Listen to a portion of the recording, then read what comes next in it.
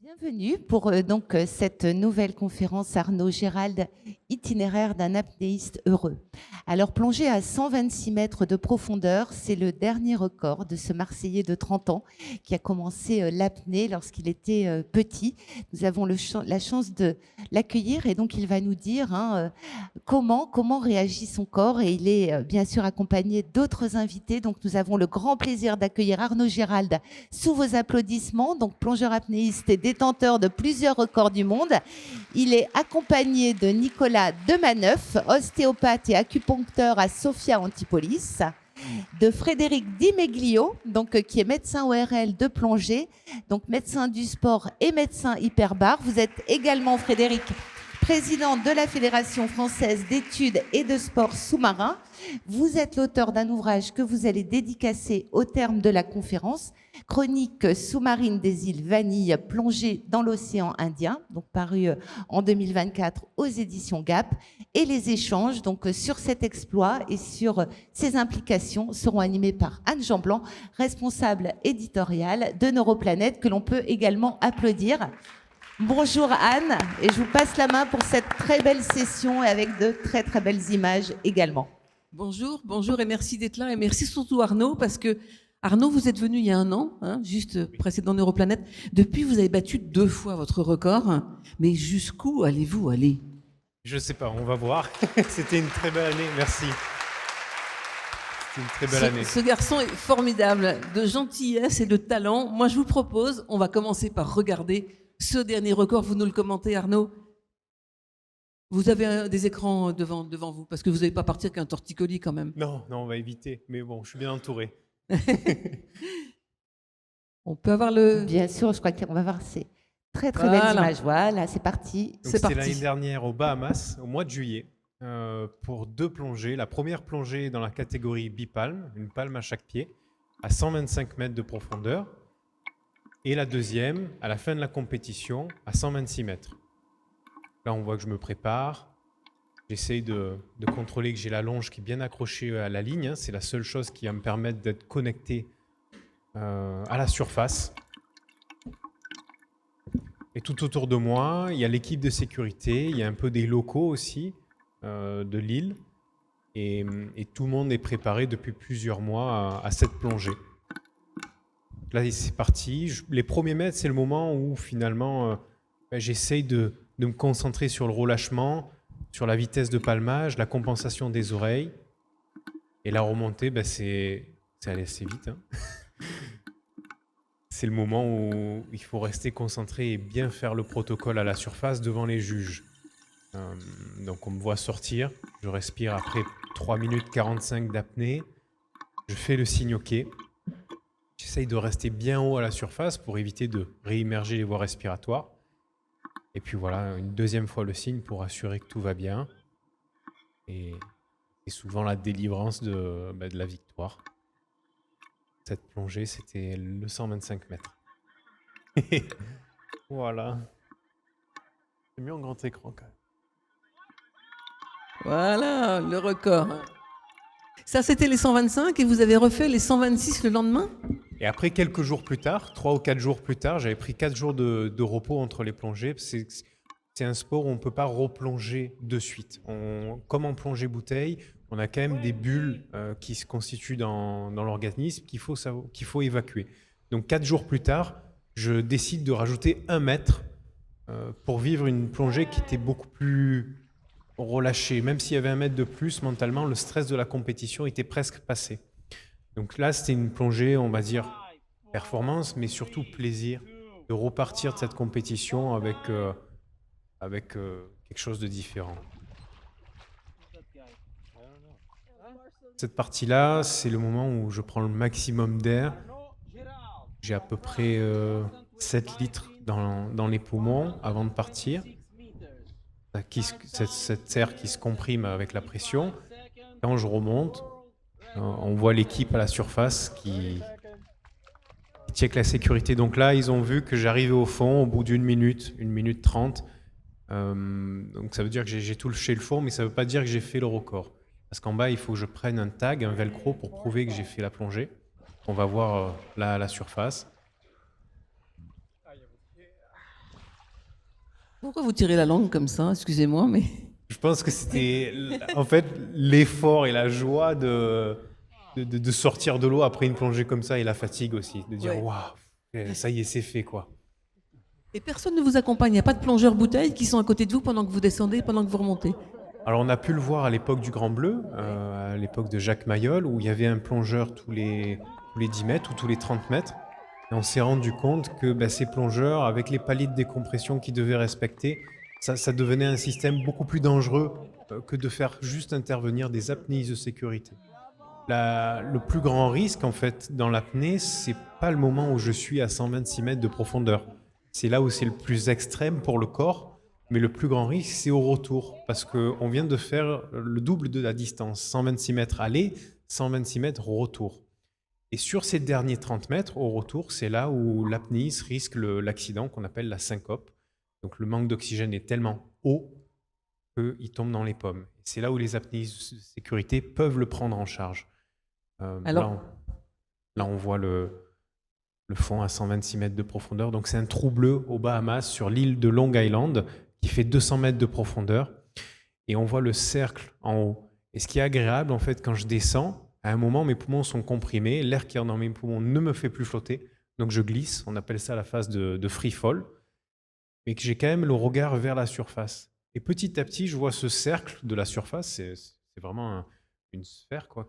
Et petit à petit, la sphère devient de plus en plus petite jusqu'à faire un point de lumière et disparaître. Et que j'aime beaucoup aussi dans l'apnée, cette partie que l'élément nous apporte des belles choses à voir, quoi. alors l'an dernier, on avait pas mal parlé de votre mental, ce qui se passait. Oui, on peut l'applaudir, vous avez raison.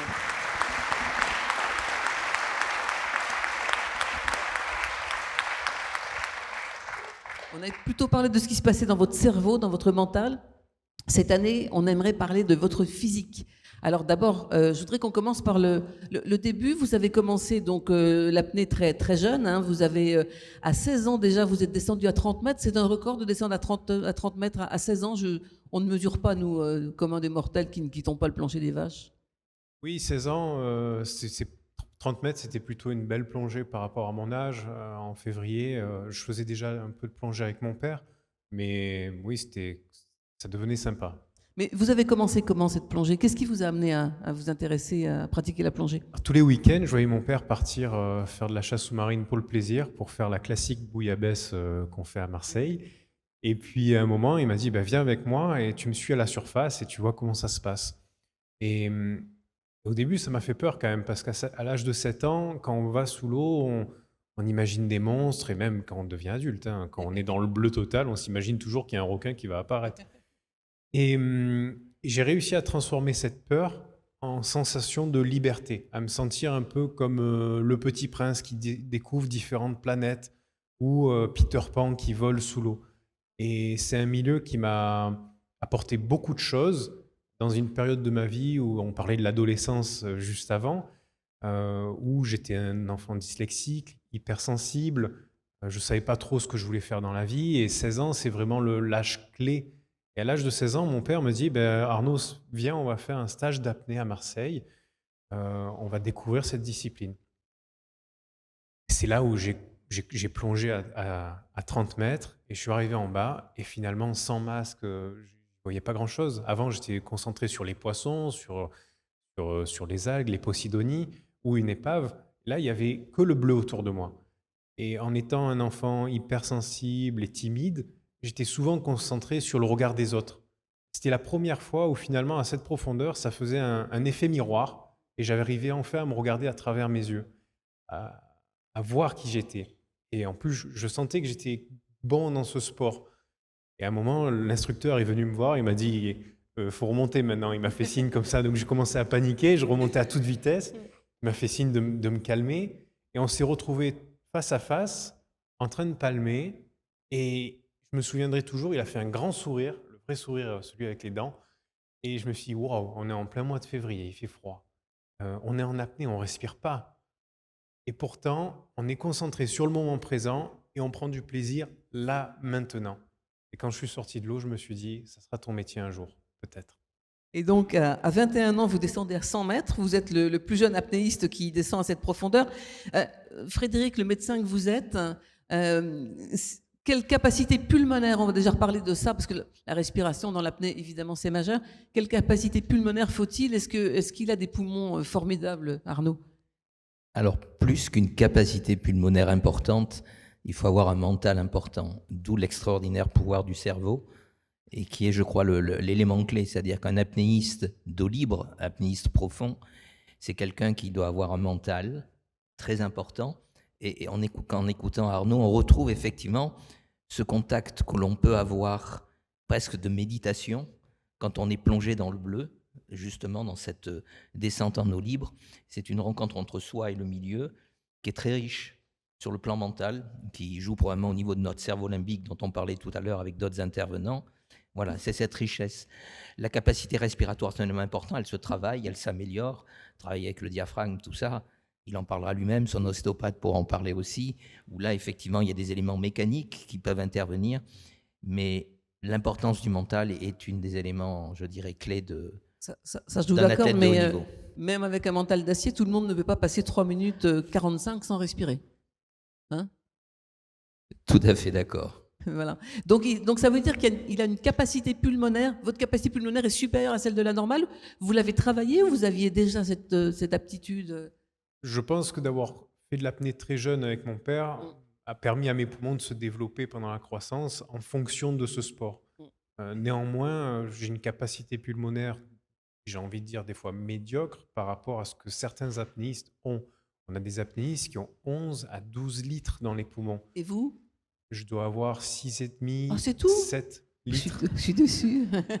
C'est pas grand-chose, mais c'est comme avoir une super voiture. Avoir une Ferrari et avoir... Enfin, le moteur ne compte pas beaucoup s'il est mal utilisé. Enfin, le carburant qu'on met dans une voiture, si on met 30 litres de carburant dans une voiture avec un moteur qui va le consommer en 2 secondes, ben, il faut un moteur qui arrive à consommer cette énergie sur la distance. Pour les poumons, c'est pareil. On peut avoir 12 litres dans les poumons. Si avec le cerveau, on réfléchit trop, on a trop de stress, ben, tout cet oxygène va être brûlé en quelques minutes. Le cerveau consomme 20% de l'oxygène dans le corps, ce qui est assez important. C'est pour ça qu'il faut savoir déconnecter. Alors Nicolas, vous êtes donc ostéopathe, vous accompagnez Arnaud. Vous pouvez nous en parler, même on peut le faire rougir un peu éventuellement de ce patient hors norme. Pas trop. Et qu'est-ce que l'ostéopathe que vous êtes lui apporte au quotidien? Alors, concernant Arnaud, c'est un de mes patients préférés parce qu'au-delà du fait... Attendez, non, ça marchait pas. Ah, merci. C'est bon? Oui. Voilà. Donc j'ai la chance de suivre Arnaud depuis maintenant quelques années. Il fait partie des patients avec lesquels je passe vraiment des moments très agréables au sein du cabinet. Et on met un point d'honneur justement ensemble à faire ces petits réglages mécaniques dont il parlait. Je vais m'assurer que tout son rachis, toutes ses articulations costo-vertébrales, toutes les tensions qui peuvent être au niveau du diaphragme, m'assurer que les muscles au niveau de la loge antérieure du cou, tout ce qui va l'aider à le faire du Parlez bien dans le packing. micro. Vous m'entendez? Oui. Voilà. Donc je vais m'assurer qu'il n'y ait absolument aucune contrainte qui puisse entraver ses performances. Ouais. Voilà. Donc dites-nous un petit peu, c'est des exercices que vous faites avec lui, Alors, c'est plus des massages? Non, dans un premier temps, on va faire un bilan comme on peut avoir un bilan classique chez un ostéopathe. Et je vais mettre vraiment une attention particulière sur certaines zones, notamment la partie thoracique, hein, avec ses côtes, avec ses vertèbres thoraciques, avec ses cervicales aussi, qui sont généralement qui subissent pas mal de contraintes. Et puis d'un point de vue musculo-tendineux, ça va être bien évidemment le diaphragme. Le diaphragme et les muscles inspiratoires accessoires qui se trouvent au niveau du cou, qui vont être très intéressants lors du packing, et donc pour pouvoir lui permettre d'avoir un petit peu plus d'oxygène à disposition.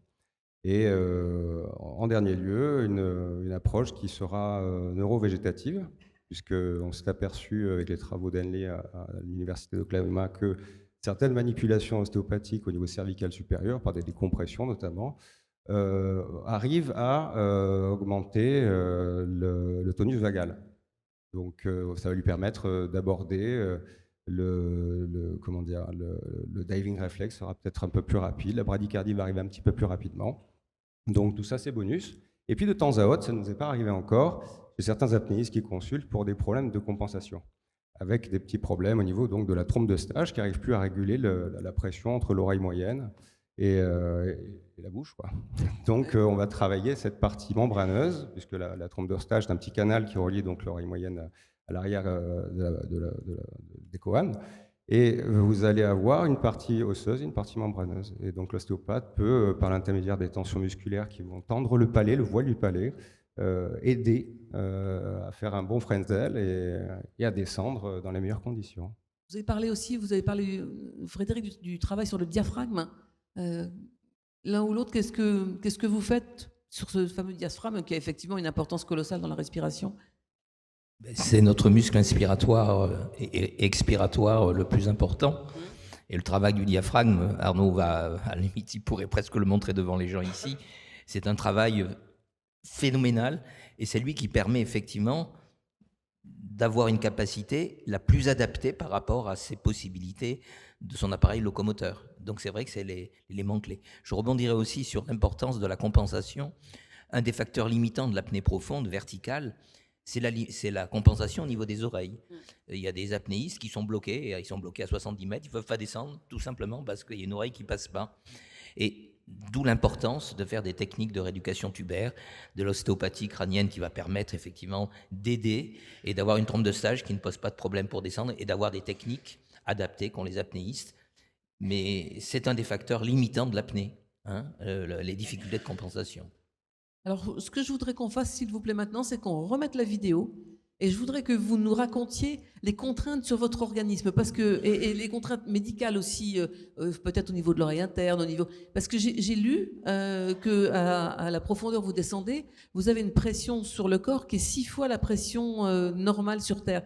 Vous vous sentez complètement comprimé dans l'eau. On va regarder, puis vous allez nous dire au fur et à mesure.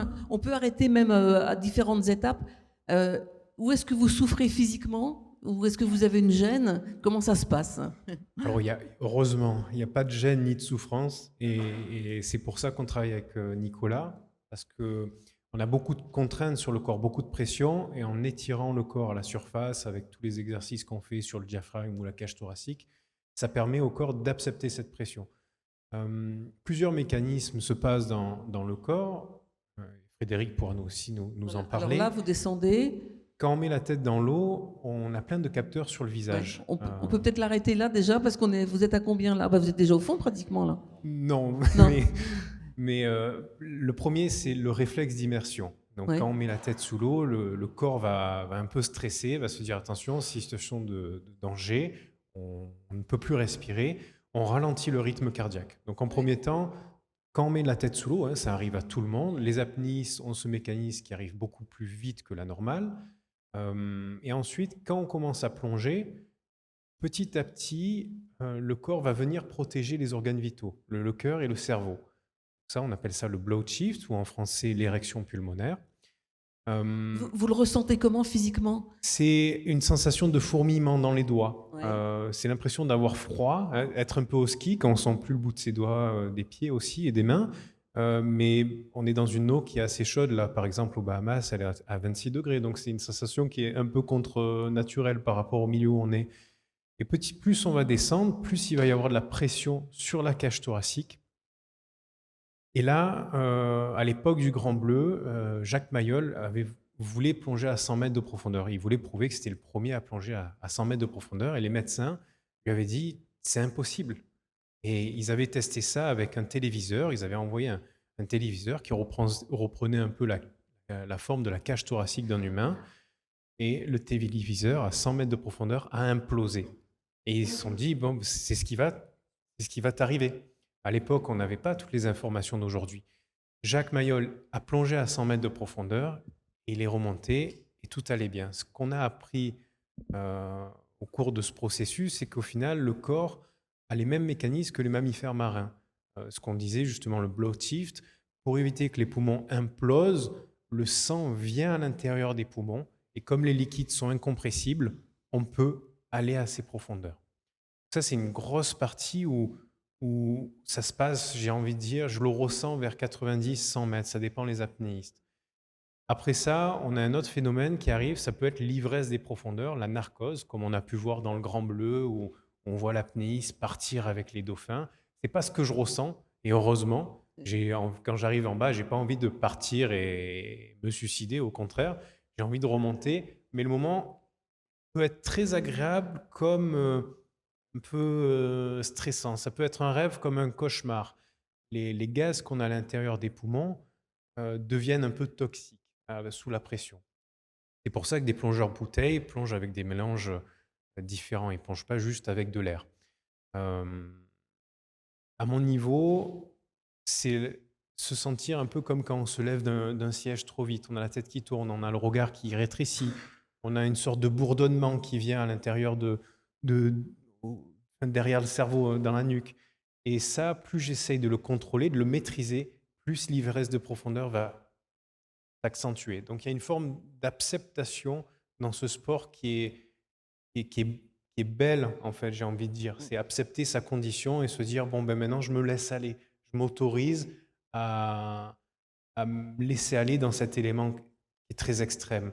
L'ivresse des profondeurs, aujourd'hui, j'ai réussi, grâce à mes médecins, c'est là où on a réussi à reconnecter, en fait. À l'époque, il y a une coupure après Jacques Mayol entre le corps médical et les apnéistes. Et petit à petit, on s'est rapprochés pour retravailler ensemble. Et nous, en tant qu'apnéistes, comprendre ce qui se passe dans notre corps à ces profondeurs pour éviter, en premier lieu, de prendre des risques inconscients, notamment avec les jours de récupération et savoir ce qui se passe dans le sang et dans les poumons. Et aujourd'hui, avec mes médecins, on a réussi à faire un protocole pour éviter d'avoir de l'ivresse des profondeurs. Parlez plus près du micro. Donc c'est voilà, c'est tous ces mécanismes qui disparaissent après au retour à la surface. Alors, Frédéric, médicalement, vous êtes ORL. Qu'est-ce que vous pouvez ajouter à ce qu'il a décrit? Est-ce qu'il y a des études spécifiques sur le fonctionnement physiologique des apnéistes à cette profondeur-là? Alors, plusieurs éléments. Je voudrais revenir sur le Blue Shift, qui est le poumon en érection. C'est important parce que quand vous prenez des livres, moi, quand j'ai commencé à plonger, les années 70, dans les livres, il était marqué l'apnée, on ne pouvait pas descendre en dessous de 30 mètres à peu près, parce que mécaniquement, l'écrasement de la paroi thoracique, des poumons, faisait qu'on atteignait ce qu'on appelle le volume résiduel. Et, bon. Et puis, il y a eu effectivement cette notion de poumon en érection, c'est-à-dire que c'est lié à l'effet hyperbare, comme chez les mammifères marins. Il y a effectivement un développement, un afflux sanguin au niveau des capillaires pulmonaires qui vont éviter cet écrasement total et qui permet de descendre plus bas. Donc ça, c'est quand même une révolution, je dirais, qu'on a vu apparaître dans les années 70-80, qui a permis de comprendre qu'on pouvait descendre plus bas. Autre élément aussi, c'est que les descentes plus profondes font effectivement qu'il y a la notion de narcose qui arrive, la narcose à l'azote. L'azote, c'est un élément qui existe dans l'air que l'on respire, hein. C'est un gaz inerte. Le problème, c'est le gaz inerte. Il a une toxicité au niveau nerveuse, et c'est cette toxicité nerveuse qui donne un effet un peu comme narcotique en quelque sorte, avec soit des aspects, on va dire, un peu de rêve, soit des aspects parfois de panique, qui est beaucoup plus embêtant. Et cette adaptation à la narcose, elle se fait au fur et à mesure, que ça soit en plongée bouteille ou en plongée en apnée. Chez les apnéistes profonds, effectivement, il y a une adaptation qui se produit. Voilà, ça c'est un deuxième élément qui est important. Dans l'exploit, c'est important de voir, c'est qu'à la moitié de la descente, effectivement, l'athlète ne palme plus, il se laisse couler. Mais par contre, quand il faut redémarrer du fond, bon là, il est déjà bien haut. Quand il faut redémarrer du fond, il est obligé effectivement de palmer vraiment très énergiquement. C'est un gros effort physique. Et là, il faut une excellente condition physique pour pouvoir s'extraire du fond. Voilà, ça c'est un élément fondamental. Nicolas, vous voulez ajouter quelque chose sur les contraintes physiques dans les profondeurs? Oui, je voulais juste préciser que sur les profondeurs qui sont celles d'Arnaud, on est sur 126, 127 mètres, j'espère. Et 126 pour l'instant. L'an prochain, on sera à 127. Voilà. Bon, moi, je suis carrément à 130 pour lui. 130, on est à peu près sur une équivalence d'1 tonne de pression sur le centimètre carré. Donc, c'est l'équivalent d'avoir une Clio, en fait, sur chaque centimètre carré du corps qui s'applique. Donc, mon rôle, ça va être avec lui de s'assurer que la compliance de la cage thoracique soit parfaite, que l'élasticité du diaphragme soit parfaite, et pour justement consommer le minimum d'énergie, hein, puisque comme on vient de l'expliquer, ça va être assez critique pour remonter. Ouais. Mais vous ressentez pas je sais pas, votre corps dans un corset, quelque chose de très serré? C'est l'impression de ne plus avoir d'air en fait dans les poumons. Là, on sent que notre cage thoracique contient de l'air, que c'est presque creux, mais en bas, on se sent très dense, comme si on mettait de l'eau à l'intérieur des poumons. Et on se sent un peu comme compressé entre deux matelas. C'est comme si quand on dort, on mettait le même matelas sur le dessus Ouais, ce qu'on fait et assez qu'on rarement. s'asseyait dessus. Oui. C'est pas inconfortable, mais on sent quand même qu'il y a une pression vraiment sur la cage thoracique. Sur les doigts, on me dit, mais des fois, tu as pas mal aux yeux Oui, oui. ou aux jambes à cause de la pression. Comme les liquides sont incompressibles, on ne le sent pas. Donc, on le sent vraiment que sur les oreilles et la cage thoracique. Heureusement que j'ai pas de douleur. Oui. Sinon, j'aurais arrêté ce Non, sport bien sûr. directement. Mais la moindre tension ou la moindre surprise, par exemple, quand je suis dans la phase de free fall où je coule, j'ai pas de masque parce que le masque imploserait à ces profondeurs. Donc, je descends juste avec un pince-nez et je regarde en face de moi le boot avec une petite lampe. Sauf que dans ce trou bleu aux Bahamas, à 60 mètres, il fait nuit noire. Et on a des poissons en bas qui s'appellent les tarpons. Donc, c'est des poissons qui font entre 2 et 3 mètres de long. Ils ne sont pas méchants du tout, hein. Et ils ont des écailles qui font la taille de ma main. Bon, je suis Marseillais, mais ça, c'est la vérité, hein. Et de temps en temps, quand ma lumière passe sur la peau du poisson, je vois un reflet, ça fait une sorte de flash. Ouais. Et donc, je vois à peu près la forme du poisson. Et là, je fais comme les enfants, je ferme les yeux et je dis, j'ai rien vu. Mais selon comment on réagit, le moindre mouvement, nos poumons sont tellement comprimés que le moindre faux mouvement de surprise de voir quelque chose en bas et de comprendre qu'on n'est pas tout seul peut créer un déchirement des poumons. Et ça peut être très extrême assez vite, à ces profondeurs. Il faut vraiment qu'on soit relâché, mais j'ai envie de dire que ça va au-delà du relâchement du corps ou du mental sous l'eau. C'est comment on se sent dans la vie de tous les jours à la surface. C'est un style de vie, l'apnée. C'est un choix qui est tellement extrême d'avoir envie de performer, d'aller à ces profondeurs. Des fois, on me dit, mais pourquoi tu as fait 126? Tu pouvais pas rester à 125? Ça, c'est mes parents, quand je les ai au téléphone. Et cette quête fait partie de mon équilibre de vie aujourd'hui à l'instant T. Je sais que ce ne sera pas toujours pareil, mais j'essaye aussi d'avoir cet équilibre dans la vie de tous les jours parce que quand on arrive à ces profondeurs, on est un peu comme la quintessence de soi-même. On est vraiment épuré tout le long de la profondeur. Et si on ne se sent pas bien à l'intérieur de soi, dans la vie de tous les jours, si on ne fait pas toujours les bons choix, qu'on est mal entouré ou on n'a pas vraiment confiance en soi dans les choix qu'on fait, en bas, la mer va, c'est un peu poétique, mais va vraiment nous révéler. Et c'est ça que l'apnéiste apprend tout au long du parcours de la profondeur. Mais vous parlez de ce relâchement nécessaire, vous dites qu'un mouvement brusque pourrait éventuellement vous causer des lésions, et en même temps, vous devez fournir un effort physique intense pour remonter. Comment vous cumulez tout ça? Il y a beaucoup de paradoxes dans l'apnée. C'est prendre du plaisir sans respirer, fournir un effort très important tout en étant relâché. Et cette balance est très, très intéressante à trouver. Comme le disait Frédéric, quand j'arrive en bas, si je ne palme pas, je continue à couler. Donc quand je reprends le palmage, les 50 premiers mètres du retour de 126 mètres à 50 mètres, j'ai l'impression d'être aspiré par un trou noir. J'ai l'impression d'être dans le film Interstellar. Je palme et en face de moi, le câble ne bouge presque pas. Et petit à petit, mes poumons vont se redévelopper, l'air va reprendre son volume initial et je vais pouvoir reflotter vers la surface. Donc il y a une phase de descente qui est très agréable, où on va accepter la pression, c'est un effort qui est assez moindre, parce qu'à 30 mètres, j'arrête de palmer, donc il y a beaucoup de mental et de relâchement.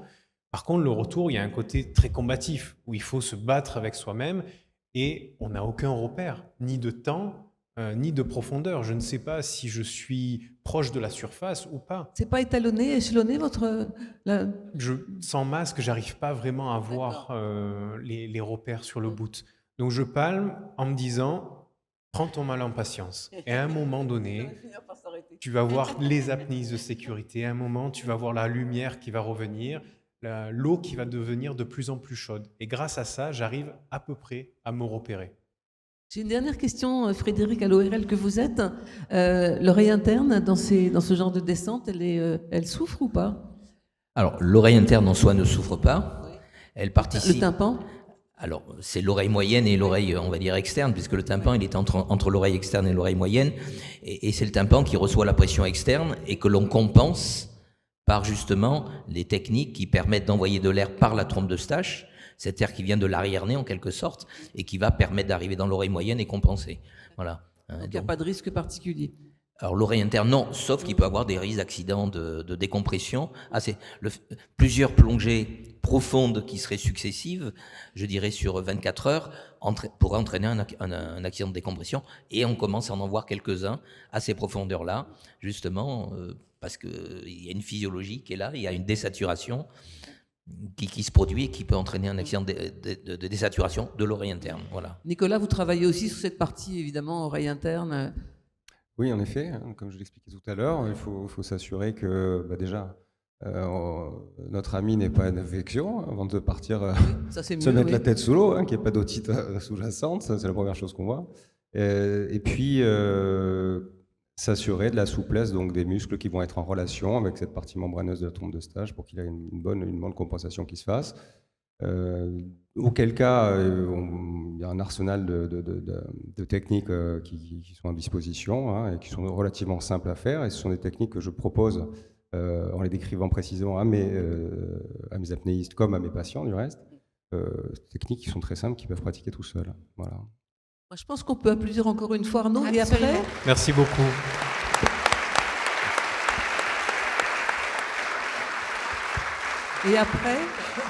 non. Et maintenant, on va parler aussi de la plongée pour Monsieur Tout le Monde, parce que ce qu'il a fait, c'est pas la peine d'essayer, vous n'y arriverez pas. En revanche, on a la chance d'avoir le président de la fédération et d'avoir donc Arnaud et un ostéopathe. Et on va vous parler un petit peu justement de la plongée de Monsieur Tout le Monde, de ce qu'elle apporte, parce qu'il y a des patients qui peuvent en bénéficier. Frédéric, la plongée pour Monsieur Tout le Monde, les bénéfices? Alors que ça soit la plongée en apnée ou la plongée en bouteille, donc la plongée en général, elle va apporter des bénéfices sur le plan physique, sur le plan social et sur le plan mental en particulier. J'ai oublié de dire, excusez-moi, que Frédéric est 3 fois champion du monde de photo sous-marine et que les images qu'on va voir là, c'est des images qu'il a prises et elles sont sublimes. Merci Frédéric. Merci. Alors, la première image est intéressante, c'est ma fille. Ah, c'était pas Arnaud Petit. C'était pas Arnaud tout petit, non. C'est donc ma fille. C'est important parce que elle témoigne un peu du bien-être que peut avoir un bébé nageur. Elle a à l'époque 8 mois seulement. Dans l'eau, elle a les yeux ouverts. Elle trouve sa position dans l'eau avec sa main sans difficulté. Je crois que c'est important. À travers cette image, c'est peut-être d'utiliser une phrase que disait Carl Jung, disait que l'immersion et donc l'eau, il y a un facteur symbolique très important et qui explique l'utilité fondamentale de l'immersion. C'est pas pareil d'être en surface que d'être dans l'eau. Ce que Arnaud vit en tant qu'apnéiste de très haut niveau, quelqu'un qui est un pratiquement de loisir peut le vivre tout simplement, je dirais, en faisant de la randonnée subaquatique et quelques apnées. Donc ça, c'est important, cette notion. J'insiste vraiment sur l'importance de ce bien-être mental. Autre élément aussi sur le plan physique, c'est que ça impose une cohérence respiratoire, soit en apnée, parce que ça nécessite une préparation respiratoire. C'est quoi une cohérence respiratoire? Une cohérence respiratoire, c'est que notre façon de respirer ou de préparation à la respiration, donc à l'arrêt d'une respiration, si c'est l'apnée, va être cohérente avec notre vision du monde, notre vision des choses. Et c'est important parce que la cohérence respiratoire, je dirais la notion d'immersion, de ce bien-être symbolique que peut représenter l'immersion, ça permet d'être dans ce qu'on appelle la pleine conscience. On parle de plus en plus de plongée de pleine conscience à travers l'apnée, à travers la plongée bouteille. C'est parce qu'on est dans l'instant présent. Arnaud le disait bien dans ses propos, il est en phase avec l'élément. Comme on est dans l'élément, en phase avec l'élément, on est dans l'instant présent, on n'est pas dans le passé, on n'est pas dans le futur. Et c'est quelque chose qui est très ressourçant, qui est très résilient. Et c'est donc une utilité d'ailleurs dans certaines maladies, dans certains cancers. On fait de la plongée pour pouvoir arriver effectivement à émerger de son cancer. Hein, c'est des réalités sur le plan de sport santé, des choses importantes. Voilà, donc j'insiste beaucoup sur ces bienfaits psychomentaux que peut entraîner donc la pratique de la plongée. Et donc à la fédération, vous promouvez, oh j'ai du mal à le dire, hein, vous faites la promotion de la plongée santé. Alors oui, je dirais le ministère des Sports, depuis maintenant les années 2016, il y a une loi qui est sortie sur le sport santé, voire même le sport sur ordonnance, qui permet d'accompagner les patients, les pratiquants qui ont des pathologies chroniques. Et donc les activités subaquatiques, l'apnée en fait partie, la plongée bouteille, dans de bonnes conditions, j'entends, c'est pas dans l'eau froide, hein, et c'est pas dans de mauvaises conditions, permet effectivement d'aider les gens sur le plan, on va dire, médical. On le voit dans des problèmes comme le diabète, comme des problèmes comme chez les enfants, en particulier chez les enfants qui sont hyperactifs. Hein, la pratique de la plongée est très intéressante pour ça.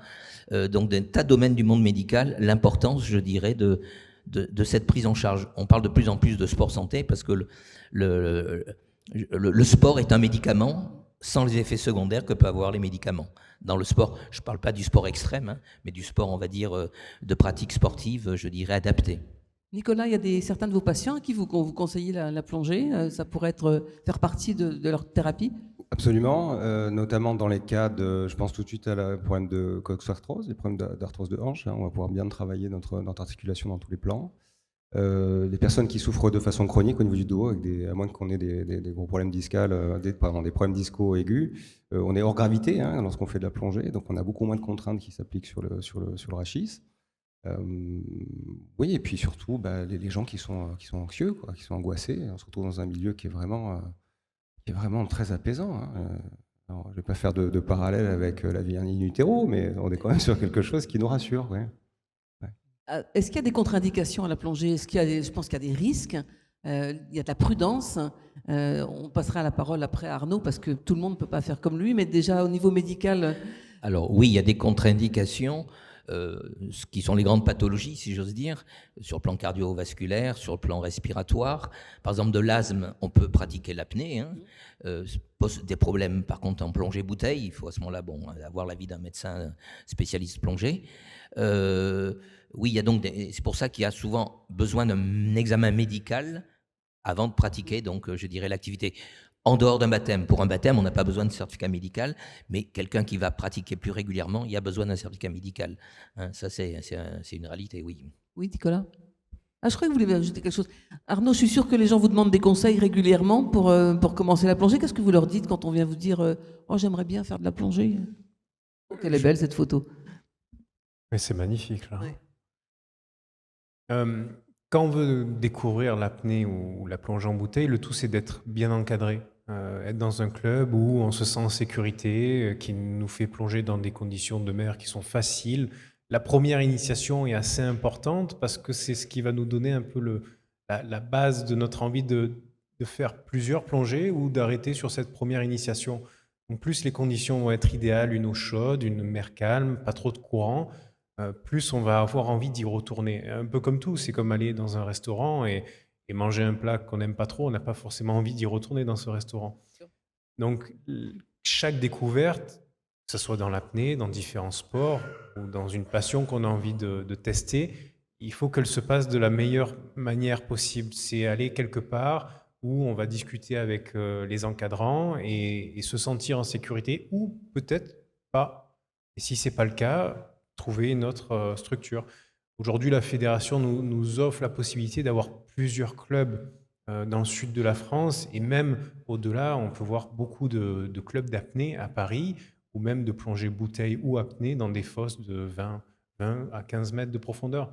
Donc on peut tester l'apnée partout en France, dans le monde bien sûr aussi, mais en France, on a quand même un pôle assez important. Donc c'est être bien entouré et pas forcément arriver avec des a priori. Se laisser aller à la discipline et déstresser parce que l'apnée ou la plongée bouteille, c'est des sports faits pour déstresser.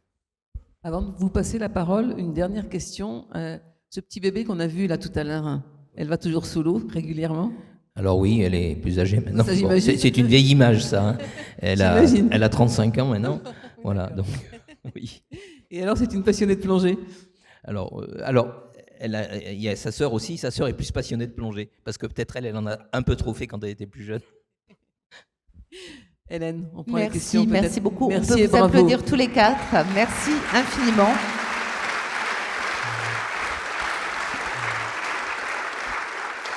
Et nous allons bien sûr vous passer la parole pour des questions ou des réactions. Donc, n'hésitez pas à lever la main. Voilà, il y en a une de ce côté-ci. Tout en haut là aussi, madame. On va commencer par la gauche. Donc, on vous écoute. Bonjour, madame. Bonjour et merci beaucoup. J'ai trouvé ça absolument fascinant. Et j'avais plusieurs questions. Et monsieur, vos photos sont absolument magnifiques. Donc, bravo à tous les trois. J'avais une question concernant la préparation du record que vous avez accompli. Et bravo.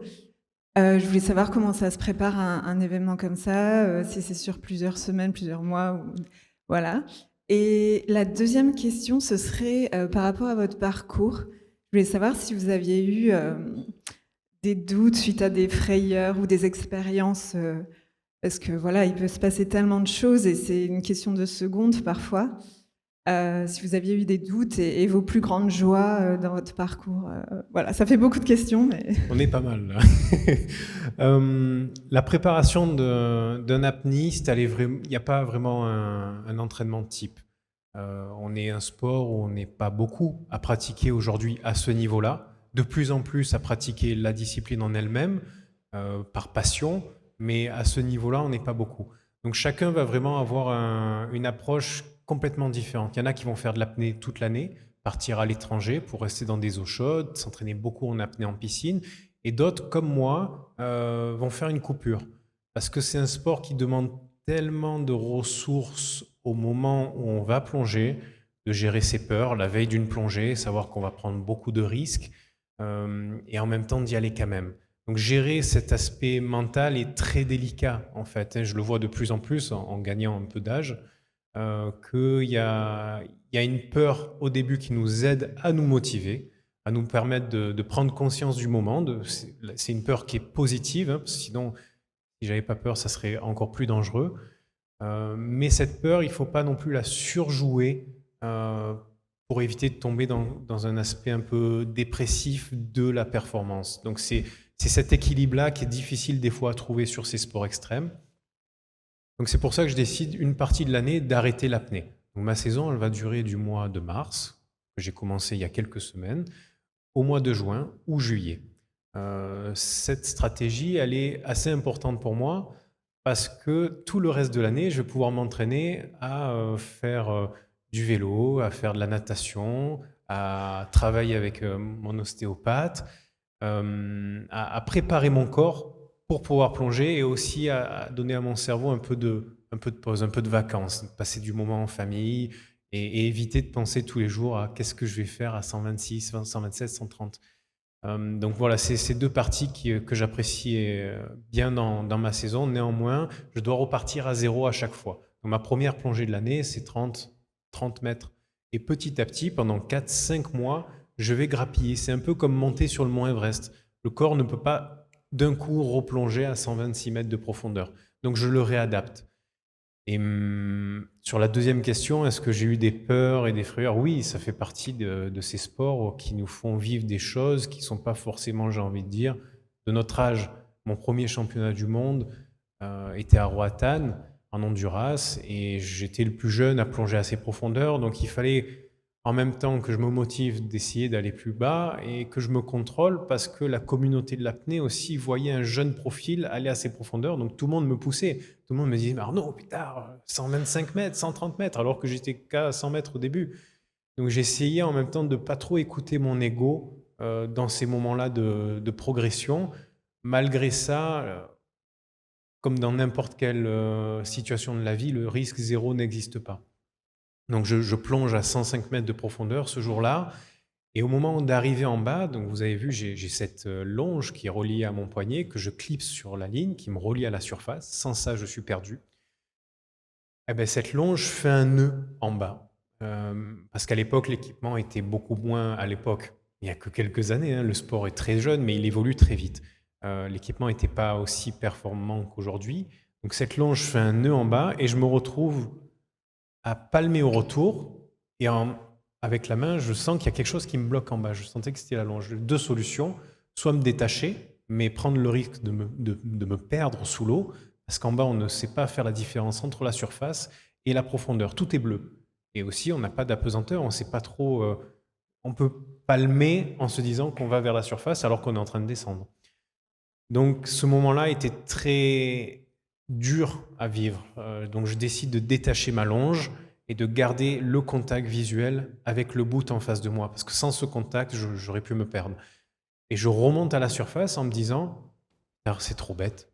C'est trop bête pour une plongée, pour une passion, on va se mettre autant en danger. Je sors de l'eau, tout va bien, je fais mon protocole et j'ai passé peut-être 2 semaines à revivre ce moment sans pouvoir plonger en me disant que j'allais arrêter l'apnée. Et finalement, je suis très content d'avoir vécu ça aussi jeune, aussi tôt dans mes performances, parce que c'est comme si le sport m'avait dit « Tu veux venir plonger dans ce sport, voilà les risques, ils sont là. Est-ce que tu as envie de les assumer? Est-ce que tu as envie de construire une équipe autour de toi pour faire en sorte de pallier à ces risques, ou en tout cas d'essayer de te professionnaliser, ou il vaut mieux abandonner maintenant ?» Donc voilà, je me suis entouré d'une équipe. Mes partenaires, notamment Richard Mille, m'ont permis de financer mon bateau, de m'entraîner avec des apnées de sécurité, de m'entourer de médecins, d'ostéopathes comme Nicolas, avec qui je travaille depuis 2-3 ans, et de professionnaliser ce sport pour le rééquilibrer.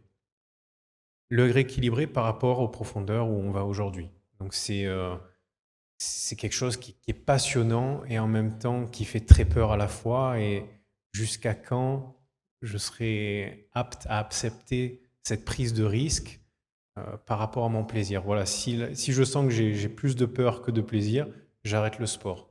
Et voilà, c'est un vrai challenge et une situation où on s'y met tout seul. Au final, je fais ce sport parce que j'apprends de plus en plus à gérer mes émotions, à apprendre à me connaître. Bien sûr, je suis un athlète et j'aime la compétition, faire des nouveaux records par rapport à mon concurrent, c'est agréable. Mais la part de risque fait qu'il faut que ça aille au-delà des simples mètres qu'on réalise. Et la dernière question, donc en quelques mots, votre plus grande joie? Oui, on va parler de ça aussi. Ma plus grande joie, il y en a eu plusieurs. Je pense que ces derniers records étaient magnifiques, il y en a eu 10. Chacun a eu une histoire bien spécifique, mais ma plus grande joie, c'est le jour où je sentais que ma famille et mes proches n'étaient pas forcément d'accord pour que j'aille plus bas. J'avais déjà fait 2 records sur une saison et je visais un 3e. Et personne ne comprenait pourquoi j'avais envie d'aller plus bas. Il n'y avait pas de sens.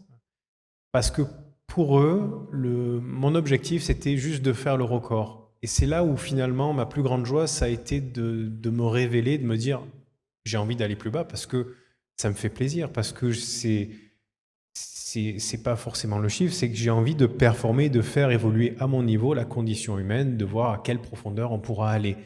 Et c'est là où j'ai découvert que je faisais pas ce sport pour les records, mais pour moi et mon évolution personnelle. Et ce passage-là était vraiment clé et m'a aidé à avoir une autre vision de mon sport pour les prochaines années. Merci beaucoup. Alors nous avons une question là-haut. On vous écoute. Allez-y. Ah. Parlez proche du micro, madame, peut-être si vous parlez très près.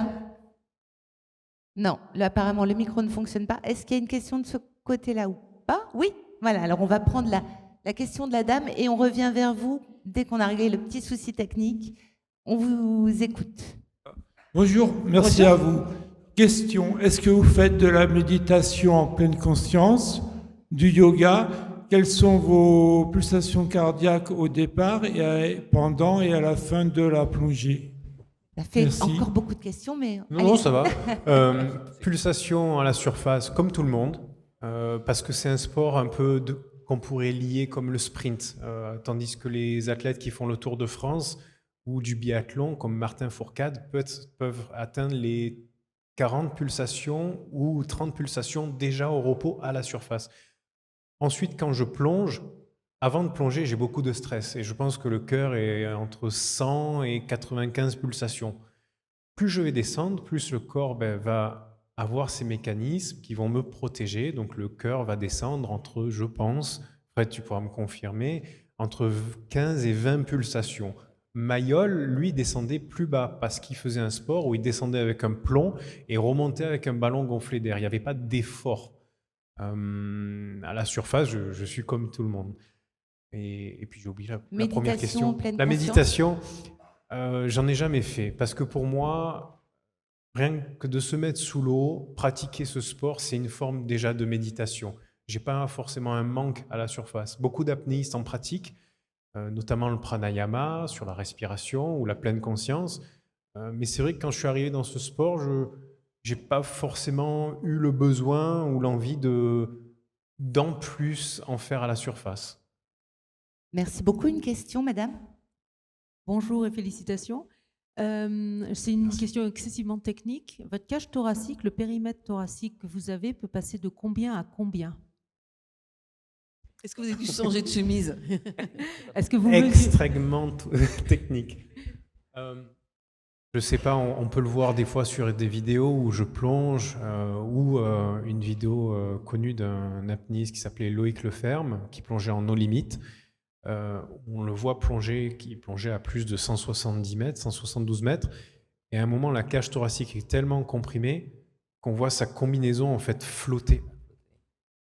Combien on perd, je ne sais pas. Je sais pas. Ça serait une erreur de vous donner un chiffre, mais on sent que la combinaison commence à flotter en bas. Frédéric, vous avez une idée d'un chiffre de variation de diamètre? Non, désolé. Merci. Alors, on va prendre une question là-bas. Allô? Oui, on vous écoute. C'est ici? Oh, d'accord. Oui, on vous voit, Arnaud, à un moment donné, juste avant la plongée, vous ventilez. Vous êtes allongé sur le dos, vous êtes aidé par ce petit matelas de rondins de mousse, là, puis vous vous immergez. Alors, c'est une question que je vous pose, bien sûr, à vous, qui êtes au plus haut niveau, mais également aux intervenants. Qu'est-ce que vous faites exactement lorsque vous ventilez? Et puis, deuxième question, pour l'apnéiste moyen, qu'est-ce qu'il faut faire, qu'est-ce qu'on peut faire et qu'est-ce qu'il ne faut pas faire? On a beaucoup de questions aujourd'hui, c'est super ça. Absolument. Et des doubles questions. Absolument. Triple question. Oh, ça me fait travailler tout ça. Qu'est-ce que je fais à la surface? Alors je suis allongé sur le dos, ça permet de dégager la cage thoracique et le ventre de la pression que je peux avoir sous l'eau. On ne se rend pas compte, mais même si je suis debout à 1 mètre de profondeur, mais ça exerce quand même une pression. Donc je mets mon corps à la surface, donc les voies thoraciques sont vraiment à l'air, donc il n'y a pas de contrainte. Et là, j'essaye juste de penser à autre chose que le record, à m'imaginer chez moi avec la famille, avoir quelque chose qui me déconnecte complètement du moment pour calmer le rythme cardiaque. Ensuite, je souffle tout mon air, donc je souffle au maximum mon air, puis je commence à gonfler le ventre et la cage thoracique. Ça, tout le monde peut le faire. Tout le monde peut essayer cette technique, c'est pour avoir le maximum d'air. Ce que tout le monde ne peut pas faire au début, sur les apnéistes débutants ou les personnes qui veulent découvrir ce sport, c'est ce qu'on va faire plus tard, c'est la carpe, la technique de la carpe, parce qu'en fait, on ressemble littéralement à une carpe quand on le fait. Donc, je vais vous le montrer. Donc, j'expire tout mon air. J'inspire par le ventre. Et ensuite, la cage thoracique. Et après, je vais faire ce qu'on appelle le lung packing en anglais. Je vais mettre beaucoup plus d'air que la normale dans mes poumons. Et là, je vais faire un système de pompage. Cet air, je vais pouvoir rajouter peut-être un demi-litre. Il ne va pas vraiment me servir pour avoir plus d'oxygène, mais pour pouvoir compenser mes oreilles plus profond. Donc c'est une technique qui sollicite tellement les poumons que je ne la recommande pas pour les débutants. Après, ce que je recommande sur des personnes qui découvrent l'apnée en général, c'est d'y aller doucement, on n'est pas pressé, de ne pas oublier que le chiffre, ce n'est pas vraiment important, et juste de prendre le temps et de ne pas oublier que ça sollicite quand même le corps. C'est un sport qui est très calme quand on se met dans l'eau. Généralement, l'eau est chaude, on est bien entouré. On n'a pas vraiment l'impression de faire un effort. Mais il ne faut pas oublier que ça reste un sport et que le corps est très sollicité et derrière ça a besoin de repos. Voilà, donc c'est y aller doucement et ne pas oublier de se reposer et puis d'écouter ses sensations. Et l'apnée, de toute façon, on ne peut pas y aller en force. Sinon, la mer nous impose de suite sa pression. Merci beaucoup. Alors, on va prendre une dernière question. Déjà, je sais que vous êtes nombreux à lever la main, mais on prend la dernière. Merci beaucoup. J'avais une question par rapport au mental. Je sais que ça a été abordé il y a 2 ans, mais pour aujourd'hui, vous avez parlé, monsieur, du fait qu'il avait un grand mental. Et quand je vous écoute, on a aussi l'impression que vous lâchez le mental. Donc ça peut paraître paradoxal. Et vous parlez aussi beaucoup de gestion de vos émotions et votre style de vie. Moi, j'aimerais en savoir un petit peu plus, justement, sur vos propres clés à vous pour mental, pas mental, gestion des émotions. Comment vous faites? Et dans votre style de vie, ça ressemble à quoi, votre style de vie qui permet tout ça? Donc ça, c'est ma première question. Et la deuxième, c'est par rapport... pas mal. Ouais, c'est ça. Bah, oui, Il y a pas la de raison, troisième là. qui arrive. Exactement. Oui. On est sur des doubles questions là aujourd'hui. Et en fait, vous avez parlé beaucoup de température de l'eau. Qu'est-ce que l'eau froide fait qui empêche quoi? Voilà. Merci. C'est ma deuxième. Merci beaucoup, madame. Arnaud. Putain, j'oublie les questions du coup. C'est un vrai, Alors, votre un vrai mode de apnéiste. vie- Un vrai apnéiste oublie tout. Votre mode de vie, le mental, Voilà. et ensuite la température de l'eau. Mon mode de vie a toujours été... Enfin, c'est un caractère. Je suis quelqu'un de plutôt calme. J'ai du mal à stresser pour des choses plutôt anodines. Pourquoi? L'apnée m'a appris à vivre des moments qui étaient très extrêmes, qui m'ont mis en danger, où finalement... ces 10 dernières années, dans mon parcours d'apnéiste, dans ma petite carrière, j'ai pu vivre des moments de vie qui n'étaient pas forcément de mon âge ou qu'on peut vivre au bout de beaucoup plus de temps. Je veux dire, une personne qui ne fait pas d'apnée ou de sport extrême, à des moments, on va passer peut-être à côté de la mort, d'un accident de voiture, d'une chute en vélo, d'un avion qui a un souci. Enfin, en tout cas, on a ces moments de stress qui peuvent apparaître dans une durée de vie. En pratiquant un sport extrême, ces moments, on va les compresser, on va en vivre peut-être beaucoup plus que la normale. Donc, il faut savoir y faire face. Et grâce à ça, quand on revient à la surface, dans la vie de tous les jours, les petits soucis du quotidien deviennent presque pas vraiment importants. Et je dirais qu'on n'a pas besoin de pratiquer un sport extrême pour essayer de se sentir moins stressé par des choses qui ne sont pas vraiment stressantes. Souvent, on vit un moment stressant et on pense qu'à ça. Ça peut être une réunion au travail, ça peut être une décision difficile à prendre dans son travail, dans son couple ou avec ses amis. Et on se dit, mais pétard, je stresse et on ne voit plus que ça et on oublie en fait toute l'expérience qu'on a eue dans notre vie et qu'on oublie que des fois on a eu des moments qui étaient beaucoup plus stressants, beaucoup plus importants, des décisions qui étaient beaucoup plus challengeantes. Et le fait d'à chaque fois arriver à prendre ce recul dans ces situations extrêmes nous permet d'être beaucoup plus lucide dans ce moment-là. Il faut vivre son émotion et être stressé et vivre le moment, mais ne pas oublier que cette situation n'est pas la seule et unique qu'on vit dans notre vie. Donc voilà, c'est...